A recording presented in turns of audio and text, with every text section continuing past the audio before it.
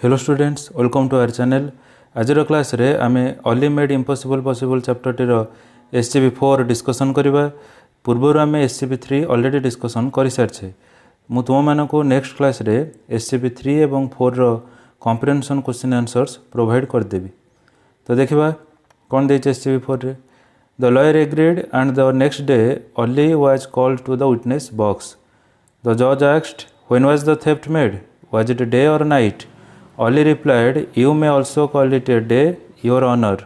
You may also call it a night." How? The judge asked. Our meaning कौन बुझिबा? The lawyer agreed and the next day Ollie was called to the witness box. तामाने lawyer राजी हो गले एवं ता परदिन अली को witness box को बा काठगड़ा डका हला। ता पूर्वर मोटे मन पकई दउची SCP-3 रे आमे कोन पढिथिले कि अली जे कि से लॉयर रो रोसेया थिला, से कोन कला ता तरफ कहला कि मु तृतीय विटनेस भाव में जीवी। तो जिते बड़े केसटी समाधान न हो पार परिस्थिति थिला सेतेबेले तृतीय विटनेस भाव में अली जावाई राजी हो जाइए और अली तापटू कही कि मु तृतीय विटनेस हिसाब से जीवी। तो तापर लॉयर तृतीय विटनेस भाव में जावाई सुजोग देइछन्ति। तो तापर कौन घटना घटी देखा, जज तो कौन सब प्रश्न पचार सी कौन उत्तर देइछि ए सब देखा। सो द जज आस्क्ड, जज पचारे when was the theft made, चोरी केतेबेले होता। तो से समान प्रश्न जोटा कि फास्ट विटनेस और सेकेंड विटनेस को पचरा जाइथिला, सेम क्वेश्चन थर्ड विटनेस को ये पचरा जाइछि। तो जज फास्ट कौन पचारे when was the theft made, चोरी केतेबेले होता, was it day or night, एटा दिन ना राति थिला। अली रिप्लाइड, तो अली उत्तर देला, कौन उत्तर देला?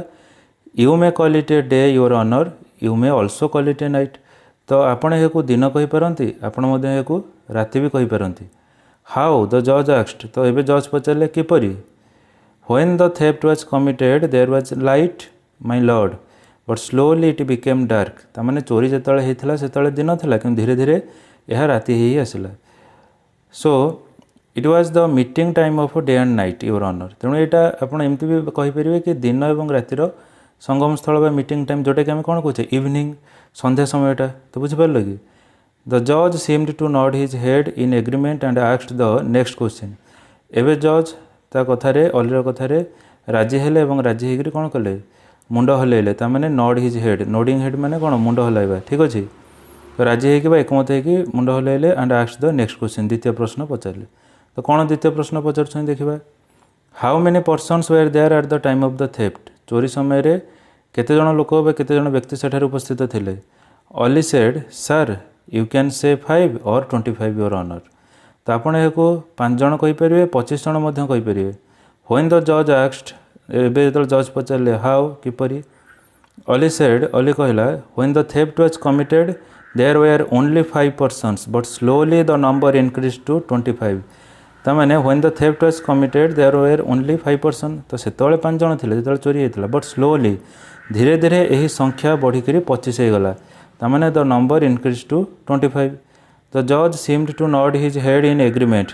एवं जज कौन कले पुणी सेमती कथार एकमत हो राजी हो पूर्व जमती सेमती मुंड हलैले, तामाने राजी हो मुंड हलाउछन्ति कि नहीं ठीक अच्छे। द जज seemed to nod his head in agreement. अच्छा, तापर कौन पचारुछन्ति the third, Ali showed a purse. Ali गोटे पर्स देखला which was white inside and black outside. जोटा कि भीतर पट कौन था व्हाइट था माने धला रंगर था, किंतु बाहर पटटा कला रंगर था। द जज smiled N unusual smile and nodded his head in full agreement.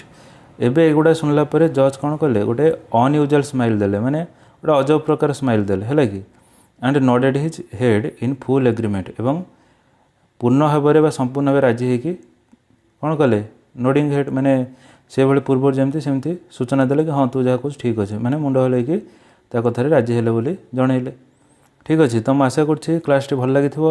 Next class रे मु तुम मानक SCP-3 और 4 रो कॉम्प्रिहेंशन क्वेश्चन आंसर्स प्रोवाइड करदेवी। तो जदि ये क्लास भल लगी थाए तेबे आम चैनल टी सब्सक्राइब करने सहित ऑल नोटिफिकेशन को ऑन कर दिंतु और निज सांगसाथी मानक शेयर करनी। धन्यवाद।